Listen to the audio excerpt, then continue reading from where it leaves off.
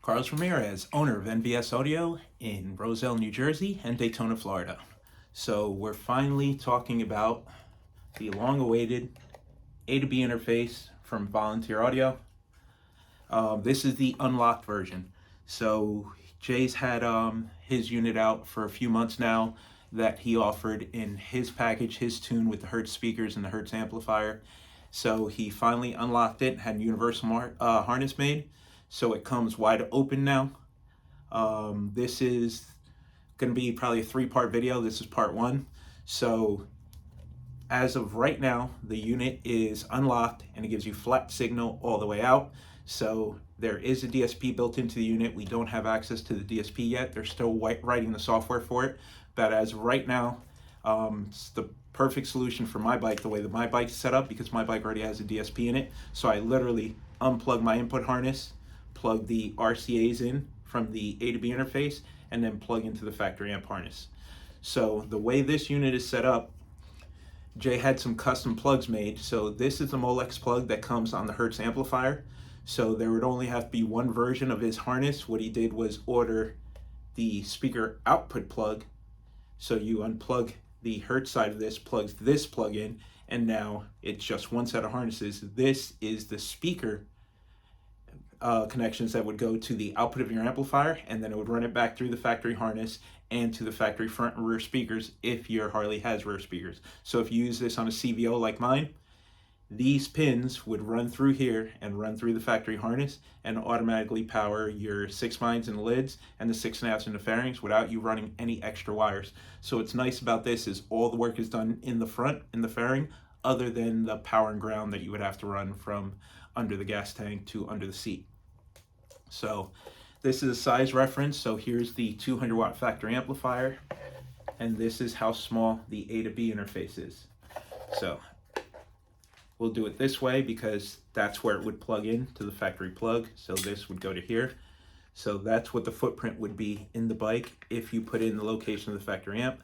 So you can either, there's enough slack on the factory harness to mount this just above the headlight, or put it on the factory radio with Velcro on the back.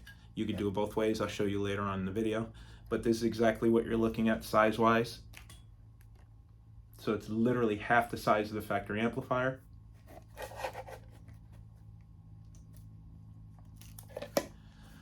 So this is part 1 of the video. In this part, so this is part 1 of the video. In this part, Jay has already unlocked it for me. The signal's flat. It's not 100% flat, but it's really, really flat, really good usable signal. So all 5 RCAs, flat signal. So this would work well if you're using an amplifier and not using a DSP, and then you're going to set your crossover settings on the amplifier. Or if you're using a DSP, then you would simply run the RCA outputs from this unit into the DSP and then do your tuning from there. So one thing that's nice about the A to B interface, when you're tuning these bikes without an A to B interface, there is a huge, and I'm going to show you the graph later because I RTA'd before and after adding the interface. There is a huge bump between 12 and 16 dB at 80 Hertz on these bikes. So when you're running small power like the factory amplifier, it's no big deal. But when you're doing an aftermarket amplifier and you're doubling and tripling the power, that 80 Hertz tone with a boosted signal of 12 or more dB is destructive. So what we have to do is, in the factory EQ, lower the 80 Hertz, and then in the DSP input EQ, we also have to lower 80 Hertz because a lot of DSPs can't remove 12 dB or more of boost. So after installing the interface, I was able to put my 80 Hertz back up and then have the factory EQ and the radio flat. And I was able to take the volume all the way up with no distortion. So max volume, as long as your amplifier gain settings are set properly, I was able to go full volume on the thumb control, 0 distortion, flat signal. Only thing I had to do was plug this into my DSP, and then my DSP was obviously set up for high level input. My DSP has a switch on it, so I flipped the switch to low level input, readjusted the gains, boom, done. Literally took me 10 minutes. So good unit, did everything Jay would promised it would do. No noise, easy to install.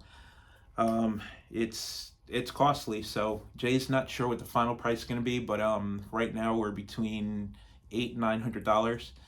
So that's something to consider when you're doing a build, because most clients have a budget of $2,500, all equipment included. So this is going to add probably a little over a third more to the budget of a basic build with 4 speakers and an amplifier. But it makes the install super, super easy. If you're a novice, you've never done this before, Jay could not have made it any simpler. You plug the module in to where the factory, you unplug the factory amp, plug this connector where the factory amp is plugged in, wire these to your amplifier speaker output, hook up your remote turn on blue and white wire here, and hook up your RCAs. Install is done. Super easy to use, work perfectly. Another thing is, I haven't done, there's got to be, seriously, no joke, about 20 software updates for my bike that I haven't done yet, because my bike stays here in the shop and we demo it all the time. I barely get to ride it. So I purposely didn't do the updates. I know Jay has the latest update on his CVO. I purposely didn't do the updates to see if the unit would work without being updated, because you got to remember, this unit takes the place of the factory amplifier, and it tricks the bike into thinking that the amplifier is there. So Jay was able to update the unit and update the radio with the piece. He removed the piece, updated, put it back in. Now he's telling me that the latest updates, you won't have to remove the piece anymore. You leave it plugged in and then use the factory USB in the glove box and do the future updates through there. Harley's done some tricky stuff. I think they've enabled the encryption. They haven't used it yet, but they enabled the encryption on the factory radio and amplifier in A to B signal. Jay says that this unit is future-proof and it'll be able to deal with the encryption.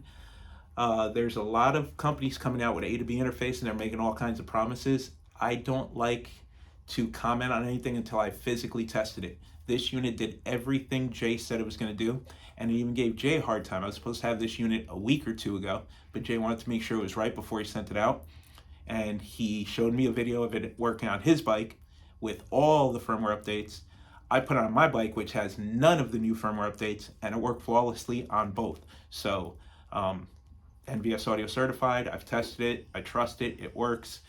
And then this is part 1 of the video. And part 2 of the video, we're actually going to do the software updates with the unit plugged in and see if we can do the updates through the USB. Hopefully I don't brick my radio. Then the updates are kind of tricky because it updates the amplifier and it updates the radio.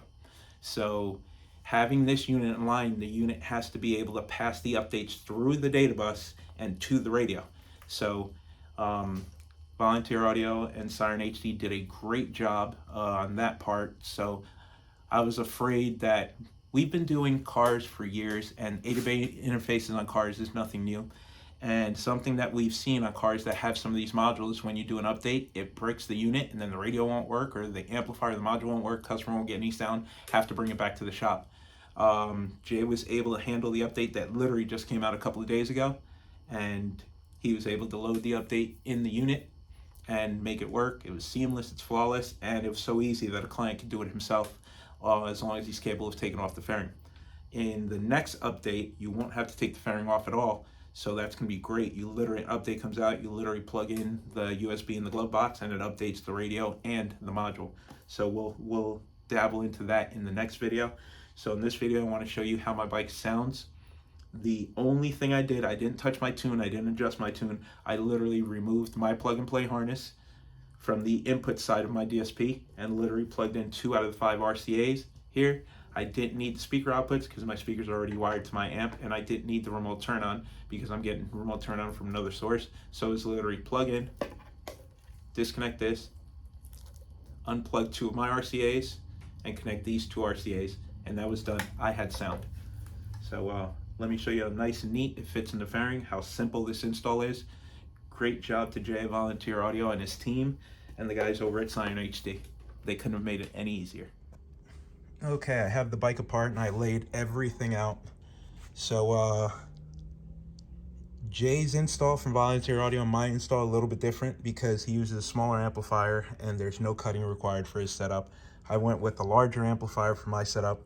Then this is the NVS audio T harness that plugs into the factory amp outputs. So now that we're installing the A to B interface from Volunteer Audio, I no longer need these. So I'm going to disconnect these that feed into my RCAs that run back to my DSP that's in the tour pack. I'm going to remove these two, and I'm going to plug in channel 1 and 2 from the Volunteer Audio interface. So this gets signal from the factory amplifier. We're removing the factory amplifier, we're disconnecting this plug and plugging this plug into here. So there will no longer be outputs from the factory amp going into my harness feeding my DSP. So I'm going to unplug the amp. I'm going to unplug these two RCAs. So we're going to disconnect the amplifier, which will disconnect our RCA leads. And then we're going to plug this into here. And then since this is going to be disconnected, we're going to use channel 1 and 2 into here, which is going to feed our DSP. Then we're going to be measuring the signal from this unit first on the RTA. I already know before I hook it up it's going to be flat, but I'm just going to verify. So as a matter of fact, I'm going to measure the factory signal first, and then I'm going to measure the signal coming out of the unit to prove that it's corrected the factory signal.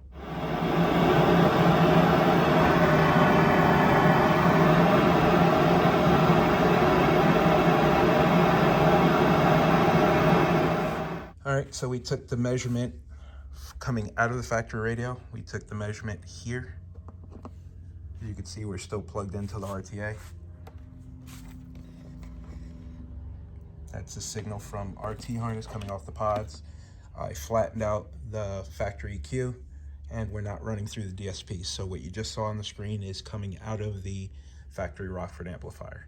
So now we're going to disconnect, plug in here, disconnect these, and then we're going to run A to B interface directly into our line, go into our DSP. All right, so first we're going to disconnect the Rockford amp. So Jay did something very smart. So since most of his kits include a Hertz amplifier, he had the Hertz Molex plug built into the harness. So if you have this side of the plug, you just plug it into your Hertz amp. To make it universal, all he had to do was order the opposite side of the harness, then disconnect the Hertz plug, and now it is a universal plug. So what this does is this takes the speaker wires that would normally run through the factory harness. So in our case, the output of the factory amp would go to our RCA connector. So since the amp's disconnected, this is the speaker output, and then there's another speaker output that runs to the harness on the other side. So now that he built a T harness for the factory harness, when you plug this in, it's going to take those speaker outputs and reroute them into this plug. So you would hook this up to your amplifier output, and that's what makes it 100% plug and play.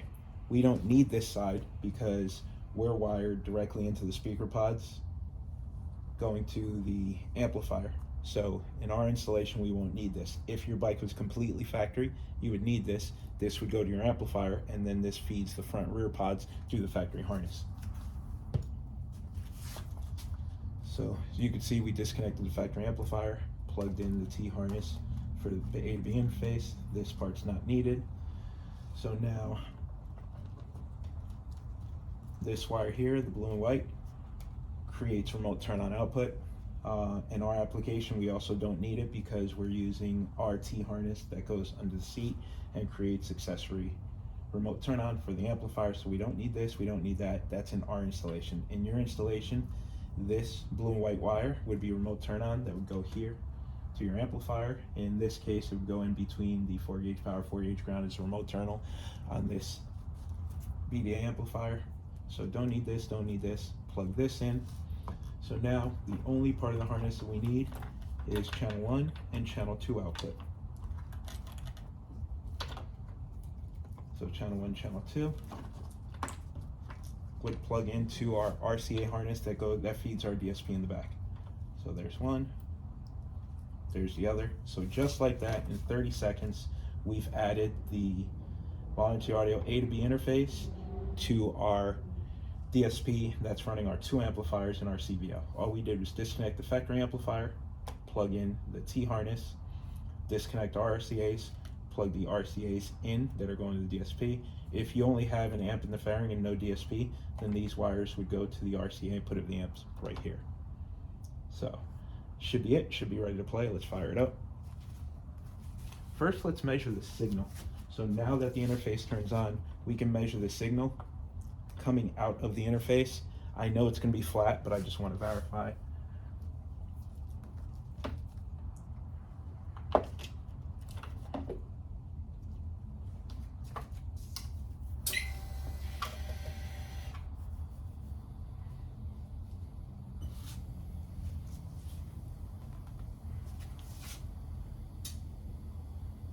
Okay, we have the output of the A to B interface running into the RTA. As you can see, it's pretty flat, but not completely flat, but that's a great signal to start from.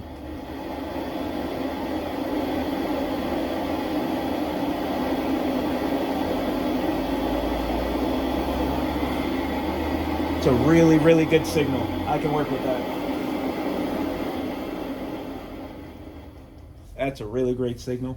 So now I'm going to pipe it into the rest of our audio system and see what it sounds like.